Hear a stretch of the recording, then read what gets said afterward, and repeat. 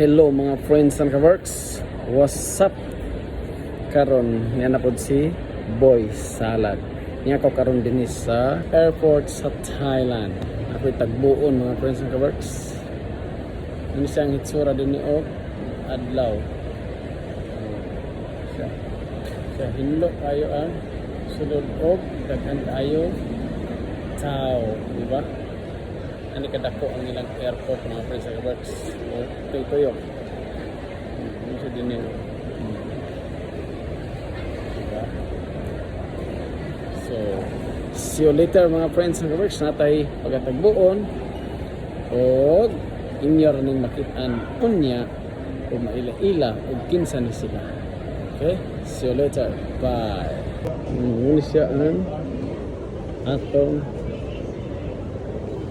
hitsura din sa sulod. So, ang tao kay panahon mas ting uli. So, din hita mag-ulat sa atong kapaabuton. Kaya din hito sila mo tungaman. Silang palatanaon din hi. Atong tanaw-tanawon kabasin mawalat sa atong dalan. Diba? Wala sa ito. So, din hito mag-ulat mga friends and ka-works. Basin mo na kitan or nailahan din ni please comment lang ha? Comment dia sa comment section kaya ato na silang basin o kamoy na kaila ako kaila sa ila, di ba? I-shout out lang din yung dahil palihog dia o kinsa na sila o kinsa ang inyong nailahan. So naata din karon sa ibabaw paabot. Ini paabot di ba? Sa sura o. Kasi nilhan ninyo na kasi nakadto ko ng balay ana sa likod. Kasi dito ba nakadto sa balay nila. Please comment kasi nakailan mo niya.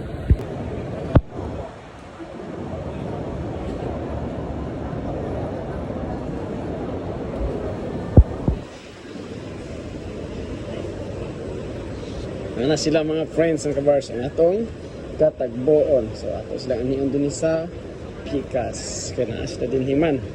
So karon inyo na silang nakita og kinsa sila og taga-asa sila diya sa Pilipinas. So please comment kung unsa inyo yung kaistorya og taga-asa ni sila, di ba? Ilhan ko nato kinsa na na basta naman ilhan ni daghan tao,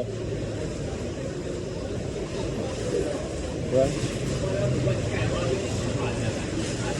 Pagkadaghan gyud kaayo nga tao mga friends and ka-works, murag kabanig o pwede na higdaan og banig manggaling. Traffic na og adlaw. Di na para tong gabi nga sutoy-sutoy lang.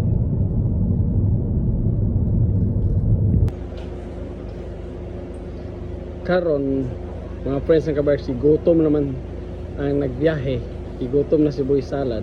So dinhi ta karon sa tahunong sa kadali mangita ta rin ni og atong makanan og sa kadaghan nga kananan nga atong mapilian. So dito kita makapadulong sa atong naandan ra, di ba?